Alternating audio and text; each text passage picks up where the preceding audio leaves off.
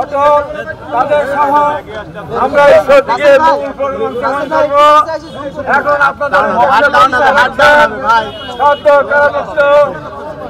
নেতা আমাদের সন্তান জনাব জাকারিয়া পিন্টু।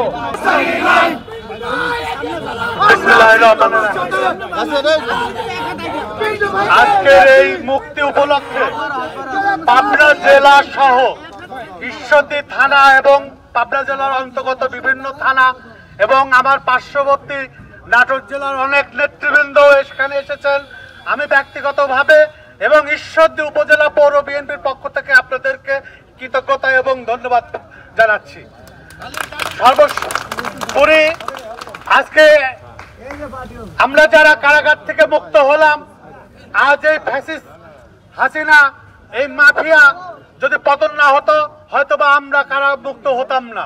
তাই আজকে যারা বৈষম্য বিরোধী ছাত্র আন্দোলনের নেতৃত্বে যারা ছিলেন ঈশ্বরদী এই কারাগারে আমরা যারা ছিলাম তাদের আমাদের এই ঈশ্বরদী থানার পক্ষ থেকে এবং 47 জন এই মিথ্যা মামলার আসামিদের পক্ষ থেকে তাদেরকে অত্যন্ত ধন্যবাদ ও বিপ্লবী সালাম জানাচ্ছি। সর্বোপরি একটি কথা বলতে চাই, অনাকাঙ্ক্ষিত হাইকোর্টে গত 5 তারিখে একটি ঘটনা ঘটেছে। আমাদের যেদিন রায় হয় আমি সকল সাংবাদিক ভাইদের কাছে করজোড়ে আমি মেহেদীর বড় ভাই হিসাবে ক্ষমা প্রার্থনা করছি।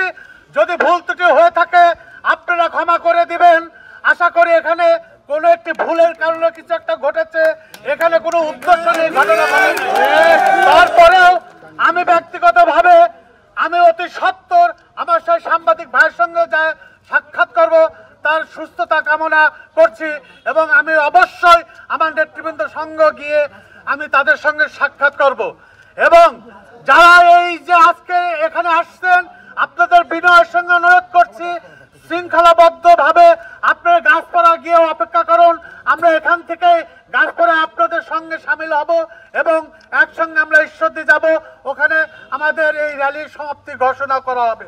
এটা সম্পূর্ণ দেশ নায়ক তারেক রহমান আমাদের ভারপ্রাপ্ত চেয়ারম্যান তাকে উৎসর্গ করছে। এই মামলা পরিচালনা যারা ব্যারিস্টার কায়সা কামাল সহ যারা পরিচালনা করেছে তাদেরকে ঈশ্বরদী পক্ষ থেকে বিপ্লবী সালাম এবং শুভেচ্ছা জানাচ্ছি। এই অনুভূতি তারেক রহমানকে উৎসর্গ করে দিলাম। এটা হচ্ছে অনুভূতি, কারণ আমরা বিভক্ত হয়েছি, তারেক রহমান এখনো বাংলাদেশে আসতে পারে না। এই কষ্ট আমাদের সবার, এই লালন করছে, এই ধারণ করছে, তাকে আমরা বাংলাদেশে যেদিন আনতে পারবো সেই দিনই মুক্ত হব। আসলে যে ট্রেন বহরে যে হামলাটা হয়েছে এই মামলায় তো আপনি সাজাপ্রাপ্ত ছিলেন, তো যারা এই মামলাটা করেছে তাদের পক্ষে আপনার প্রতিক্রিয়াটা কেমন? একটু এখানে দাঁড়াবো। এটা তো আপনার সবাই মিডিয়া অবগত যে মামলাটা টোটালি একটা ভুয়া মামলা। তৎকালীন আওয়ামী লীগের অভ্যন্তরীণ গ্রুপিংয়ের এই গণ্ডগোল, সেটাকে আমরা সাপোর্টাজ হয়ে গেছি। যে কারণেই হোক মামলা হয়েছে, পরবর্তীতে আওয়ামী লীগ ক্ষমতায় আসছে, তারা এই মামলাকে মানে নারাজি দিয়ে সিআইডিতে নিয়ে যায়। ঈশ্বরদীতে একটা অন্য মামলার জিডি ছিল যেটা সকলে একটা অপ্রীতিকর ঘটনা ঘটছিল, সেই জিডির পরিপ্রেক্ষিতে উদ্দেশ্য প্রণোদিতভাবে আমাদের 52 জনকে আসামি করে এই মামলা দিয়েছে। আর এই রায়টা সম্বন্ধে আপনারা সবাই জানেন, একটা ফরমায়েশি রায়, টোটালি ফরমায়েশি রায়। সেটা তো আপনারা হাইকোর্টের বিচারপতি রায়ের উল্লেখ করছে এবং এটার কোনো সাক্ষী ভিত নাই, এখানে কোনো ইনজুরি নাই, এখানে কোনো সিজার লিস্টে কোনো উপাদান নাই, অথচ এখানে ফরমায়েশি শুধুমাত্র।